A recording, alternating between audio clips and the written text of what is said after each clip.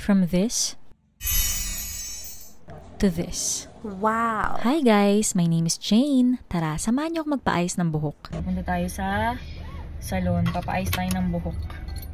Tara, samahan niyo ako. Siyempre, kasama ko ang aking asawang si Kelvin. Simula nung kami ay ganyan talaga siya. Nanliligaw pa lang. Sinasamahan na talaga ako kahit saan ako magpunta. Ay, 1.5 years na nga hindi nagagalaw itong buhok ko. Hindi rin nagugupitan kaya sobrang haba na niya. Second time ko pa nga lang magpapaayos ng buhok dito sa may bandang Laguna. Usually sa Bulacan talaga ako nagpapagawa. Kaya naman sa mga taga-South dyan, San Pedro, Binyan at sa mga kalapit bayan, meron na madadagdag sa listahan nyo ng mapapagkatiwalaang salon. Naku, kaya naman todo hanap talaga ako ng salon sa Facebook and sa Instagram kung saan ako magandang magpagawa. Dito nga yung napili ko. At first time ko magpapagawa dito sa South Stylist Salon. Medyo dry and frizzy na nga yung aking buhok. Halos araw-araw kasi ako nagsha-shampoo and hindi din ako mahilig gumamit ng mga conditioner o pang treatment sa buhok. Siya nga pala si Sir Eman, ang Chief Creative Stylist at owner ng South Stylist Salon. Pinapaliwanag niya nga sa akin kung anong gagawin dito sa buhok ko. Rebonded keratin botox pala yung ipapagawa ko na may kasama na ring haircut at hair mask. Mostly dito tayo magpo-focus sa strand ng virgin hair kasi andito talaga yung natural na buhok mo.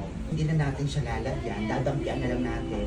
Pero mas okay kung lalagyan natin siya na organic keratin hair.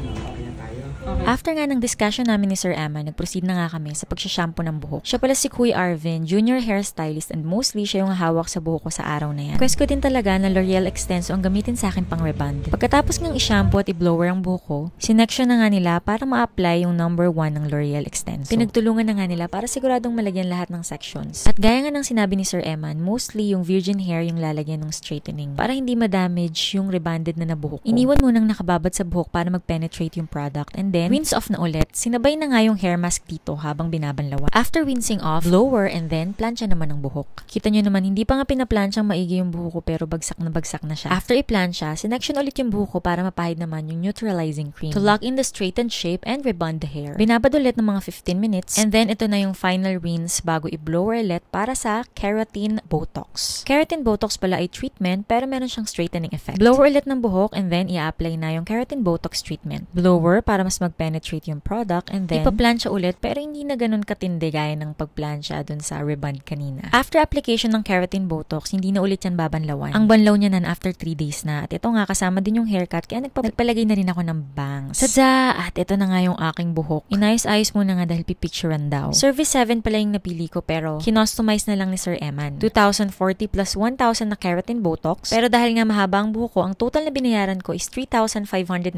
pesos. At bilang first timer dito sa South Stylist Salon, so far na-enjoy ko naman yung kanilang services and magiliw at mabait sila dito. Magaan din ang kamay ni Kuya Arvin. Ipopost ko na lang sa comment section yung kanilang contact info and yung Facebook page. 10 AM pala ako nagpunta at mga 2 PM kami natapos. Kaya ayan, medyo tomguts na. Nag-aalok din pala sila ng coffee and water dun sa loob pero hindi ako nagko-coffee and may baon din naman kaming tubig. O diba Girl Scout yarn? Hulaan nyo kung anong fast food itong aming in-orderan. At dahil masunurin nga ako, after 3 days ko talaga binanlawan yung buhok ko at ito nga siya after 3 days. So far so good. Malambot at bouncy yung hair ko. Yun lang, medyo nagsisinga ako kasi ang konti pala ng pinabawas ko sa buhok ko. Parang gusto ko tuloy ulit pagupitan at papaayos ko yung V-shape.